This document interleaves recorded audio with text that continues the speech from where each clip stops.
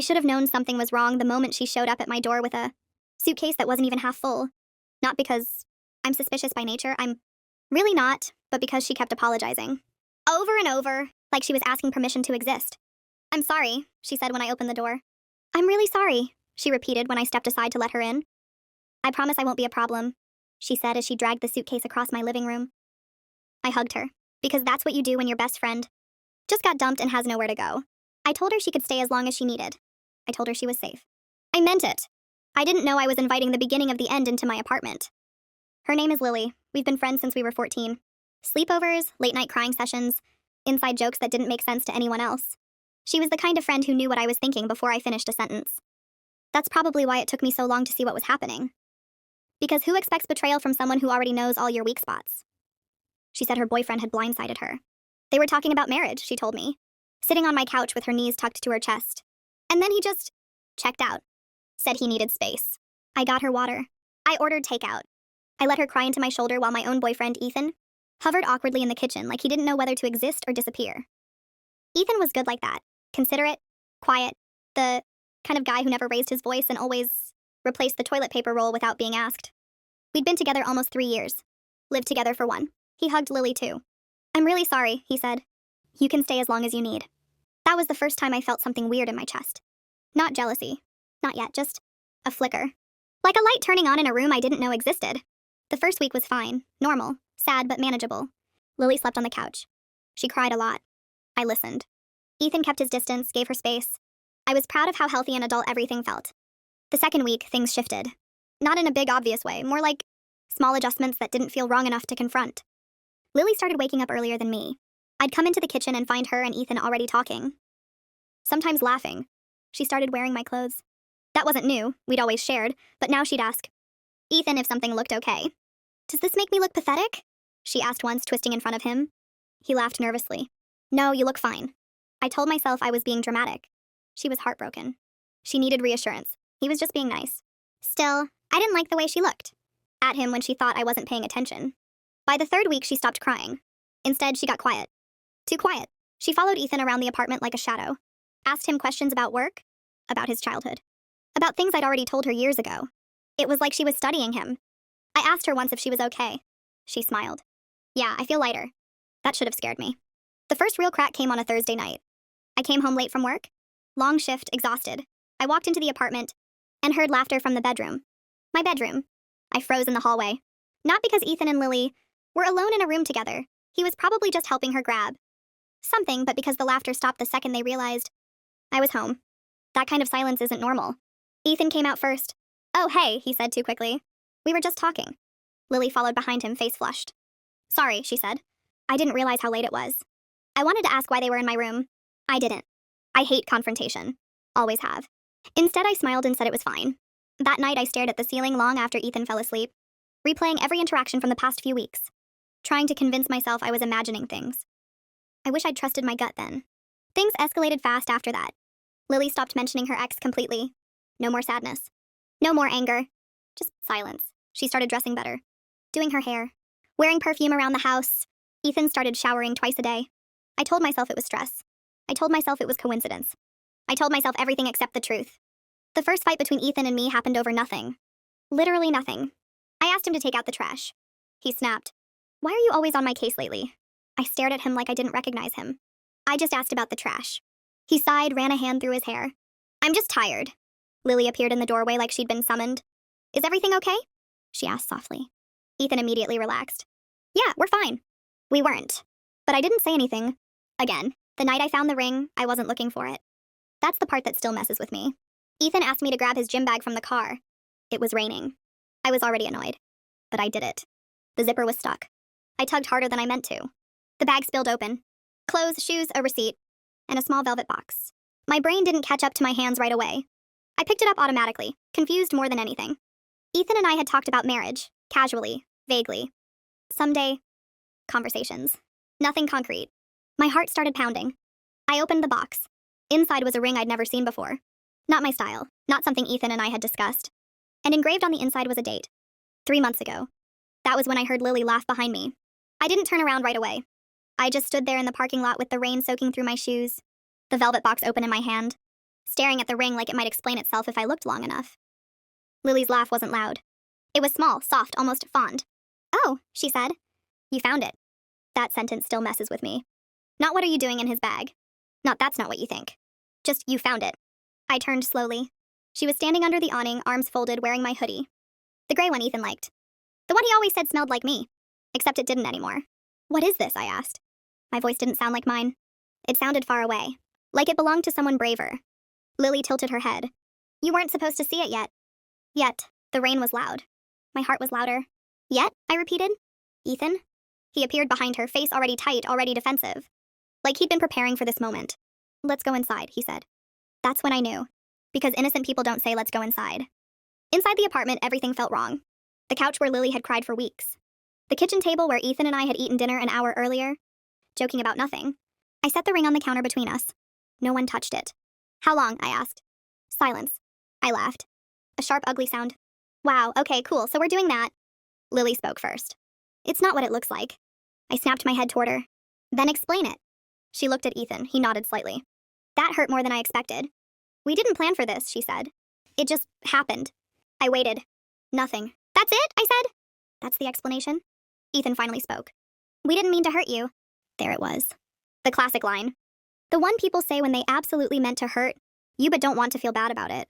"So what?" I said slowly. "You just accidentally got engaged?" Lily flinched. Engaged. The word landed heavy in the room. "Yes," Ethan said quietly. I felt like the floor dropped out from under me. They'd been together for months. Months. Not after she moved in. Before, while she was still pretending to be heartbroken. While I was holding her while she cried. About a breakup that apparently didn't exist the way she described it. They told me the story in pieces. Like if they broke it up enough, it wouldn't feel so devastating. They said they'd reconnected randomly. They said it started emotional. They said they tried to stop. They said they were waiting for the right time to tell me. I kept thinking about all the times Lily had hugged me and said, "I don't know what I'd do without you." Turns out she knew exactly what she was doing. "You let me take you in," I said, staring at her. "You slept on my couch." She swallowed. "I didn't know where else to go." "You had him," I said. She didn't answer that. Ethan tried to step closer to me. I stepped back. "Don't," I said. He stopped. That felt like a small victory. It didn't last. Here's the thing no one tells you about betrayal. It's not just the big moment. It's the rewiring of every memory. Suddenly I was replaying everything. Her sitting too close to him on the couch. Their quiet conversations. The way he defended her when we argued. I felt stupid. Embarrassed, like everyone else had been in on. A joke I didn't know I was part of. "Did you ever feel bad?" I asked her. She hesitated. "Just long enough." "Yes," she said. I didn't believe her. The worst part? They acted like I was being unreasonable. "We didn't want to blow up your life," Ethan said. I laughed again. Louder this time. "You moved my best friend into our apartment. While you were secretly engaged to her." Lily started crying. Actually crying. Tears. Shaking. "I never wanted it to happen like this," she said. That's when something in me snapped. "You don't get to cry," I said. "You don't get to play the victim in my apartment." She looked shocked. Good. I told them both to leave. Not later. Not tomorrow, now. Ethan tried to argue. Lily begged. I didn't care. I stood in the doorway while they packed bags together, whispering like I wasn't there. Like I wasn't the reason they had a place to pack from. When they left, Lily stopped in front of me. "I hope one day you understand," she said. I shut the door in her face. That night I didn't sleep. I sat on the floor surrounded by silence, my phone buzzing with messages I couldn't bring myself to read. Because apparently they didn't just betray me. They prepared for the fallout. By the time morning came, the story was already out. And it wasn't the truth. I woke up to my phone buzzing like it was possessed. Missed calls, messages, notifications stacked on top of each other until my screen looked like it was screaming at me. At first I thought something bad had happened to someone else. Then I opened the messages and realized it already had. The first text was from a mutual friend. "Hey, are you okay?" That sounds harmless. But it's the kind of message people send when they already think they know the answer. Then another. "I didn't know things were that bad between you and Ethan." Another. "Lily didn't deserve to be kicked out like that." I sat up so fast I got dizzy. "Kicked out?" I scrolled. My hands were shaking now. Someone sent a screenshot. It was Lily's Instagram story. A black screen. White text. "Never thought I'd lose my best friend and my home in the same night. Some people don't like the truth when it comes out." Broken heart emoji. Ring emoji. The ring emoji. I actually laughed out loud. A sharp, hysterical sound that scared me a little. She really did that. By the time I dragged myself out of bed, the narrative was already locked in. According to Lily and Ethan, they had fallen in love unexpectedly. They were trying to handle it respectfully. I had exploded and thrown her out. I was controlling and emotionally unstable. That last one stung more than I expected. Because it was familiar. It was the same word my mom used to use when she didn't want to deal with my feelings. Friends stopped texting. Not all at once. Slowly. Quietly. The group chat went dead. People unfollowed me. A couple unfriended me entirely. One friend actually had the nerve to message me. I get that you're hurt, but love is complicated. Love. Like this was some tragic romance. Instead of a calculated betrayal that happened in my living room. I typed out a response. Deleted it? Typed again. Then I just put my phone face down and stared at the wall. I felt hollow. Like something had been scooped out of me and I didn't know how to refill it. 2 days later, Lily posted an engagement photo. I wish I was exaggerating. Her hand on his chest. The ring front and center. Soft lighting. Caption about finding love in unexpected places.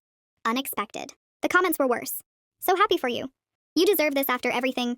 True love always wins. I wanted to scream. Instead, I threw my phone across the room and sat there shaking. Ethan tried to call me that night. I didn't answer. He left a voicemail. I hate how this turned out, he said. But I hope someday you can see that this wasn't about hurting you. I deleted it. Because it was, even if that wasn't the goal, it was the result. And I was done letting them decide what mattered. Here's something no one prepares you for. Losing your boyfriend and your best friend at the same time feels like losing your entire past.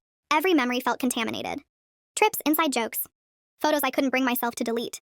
I didn't know who I was without them. That scared me more than being alone. The public humiliation didn't stop online. It followed me in real life. I ran into Lily at the grocery store one afternoon. She looked fine. Better than fine, relaxed, happy. She saw me, hesitated, then walked over like we were old co-workers. I didn't want it to happen this way, she said quietly. I stared at her. You moved into my apartment while you were secretly engaged to my boyfriend. I said. What part of that didn't go the way you wanted? She flinched. People were watching. Lower your voice, she whispered. That was it. That was the moment I realized she wasn't sorry. She was uncomfortable. I hope it was worth it, I said, and walked away before she could respond. A week later, someone finally told the truth. Not me. One of Ethan's friends slipped. Apparently, he'd been drunk at a party and mentioned that Ethan and Lily had been together before she moved in. That the breakup story was exaggerated. That the ring had been bought months earlier. The timeline cracked. People started asking questions. Quiet ones. Private ones. No public apologies. No dramatic reversals. Just doubt. And somehow that was enough. I didn't post my side. I didn't expose screenshots. I didn't defend myself. I was too tired. And honestly, I didn't need to anymore. Because once people realize they might have been lied to, they start doing the math themselves. I moved out 2 months later. New place, smaller, quieter. I blocked both of them everywhere. It felt like cutting off a limb at first. Then it felt like breathing. I don't know if their engagement lasted. I stopped checking. What I do know is this. They got each other. I got my life back. And if that sounds uneven, that's because it is. But I'll take peace over pretending any day. I waited a long time to write this because I didn't know how to end it. Not the story, that part already happened. But the feeling of it. The part where your body finally stops bracing for impact. For a while, I thought closure would feel like justice. Like an apology. Like someone publicly admitting they lied and wronged me. That didn't happen. What happened was quieter, slower, and somehow harder. The weeks after I moved were empty. Not sad empty. Just hollow. Like when you move furniture out of a room, and you're left with outlines on the walls where things used to be. I'd wake up and reach for my phone, then remember there was no one to text. No group chat. No Lily, no Ethan, no us. I had built my entire adult life around 2 people who were actively rewriting it without me.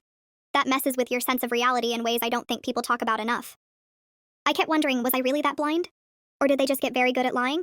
I ran into mutual friends occasionally. Some avoided eye contact. Some hugged me too tightly and said, I'm glad you're okay, in that tone people use when they realize they were wrong but don't want to say it. One friend actually apologized. She said, I didn't want to believe they'd do that. It was easier to think you overreacted. I appreciated the honesty, even though it hurt.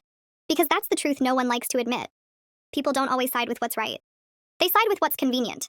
About 3 months after everything blew up, the engagement quietly disappeared. No announcement, no post. No dramatic explanation. Just gone. I found out through someone else, of course. Apparently, once the excitement wore off, they started turning on each other. Trust issues, accusations, constant fighting. Who could have guessed that 2 people who bonded over deception wouldn't suddenly become pillars of honesty? I didn't feel happy about it. That surprised me. I thought I would. Here's the thing I didn't expect, grief. Not for Ethan, not really. For Lily. For the girl I thought she was. The friend who knew my childhood, my insecurities, my worst fears. The person I would have defended without hesitation. Losing a romantic partner hurts.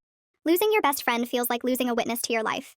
And realizing that witness was lying the whole time, that messes you up. I went to therapy, not because someone told me to, because I couldn't stop replaying everything. trying to spot the moment where I could have stopped it. My therapist said something that stuck with me. Being trusting doesn't make you stupid. It means someone else chose to abuse that trust.